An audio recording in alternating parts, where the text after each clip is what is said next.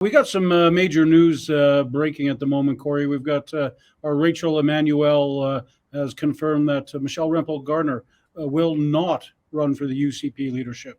And one of the reasons that she's not running is because of Rachel's story earlier this week that 13 of 17 caucus members who were asked whether or not they should give her a special exemption said no, they didn't want her. So she knew, looks like she knew she was coming into a divided caucus and has chosen not to go down that path. So major news on the UCP front. Speaking of the Trudeau investigation, he came out of hiding in Africa tonight over there, and basically said nothing to see here, move along. We didn't interfere, and I've got all the confidence in the world in Brenda Lucki. So yeah, as you say, Corey, another one goes by and nobody bites the dust. We've got all the details on the Pope's visit to Alberta, which is coming up very quickly next month. Details on his arrival, times in Edmonton, and where he's traveling around the province and who he's meeting with. And he's going to be conducting an open-air mass at Commonwealth Stadium. So that'll be a highlight of his trips, I'm sure, and as well as meeting Indigenous and residential school survivors. The cowardly police chief of Uvalde, Texas, has been placed on administrative leave.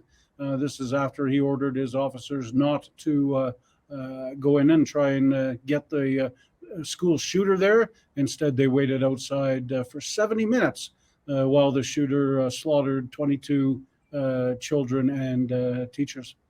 We've got a column from a UCP candidate, Danielle Smith, talking about some of her campaign promises, saying she just wants Alberta to be treated like Quebec, basically.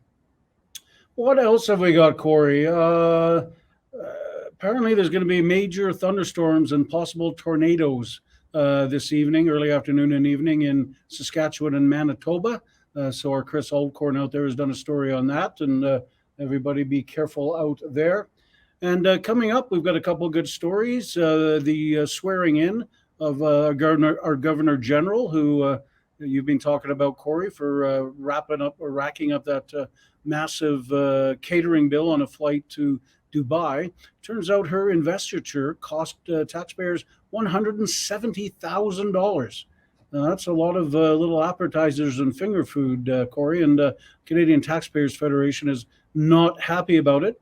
And one of the things Trudeau announced today in Africa is he's going to give $250 million of taxpayers' money to sort of a food campaign to make sure hungry people in other countries are getting their proper food.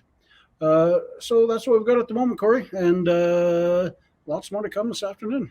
That there is. I know it's busy in that newsroom. Well, I appreciate the updates, and on a sad note, that other one, I don't know if we covered that, but that gorilla passed away. Right, yes, I'm sorry, I should have mentioned that. The young female gorilla had an aggressive form of liver cancer, and they made, the poor thing passed away at the zoo last night. So sad day at the zoo and a sad day for all fans of the zoo. Yeah, it is, and it's always a popular area. Well, I guess we all get taken eventually, but we report on the good news and the bad. Good and the bad, and sometimes the funny.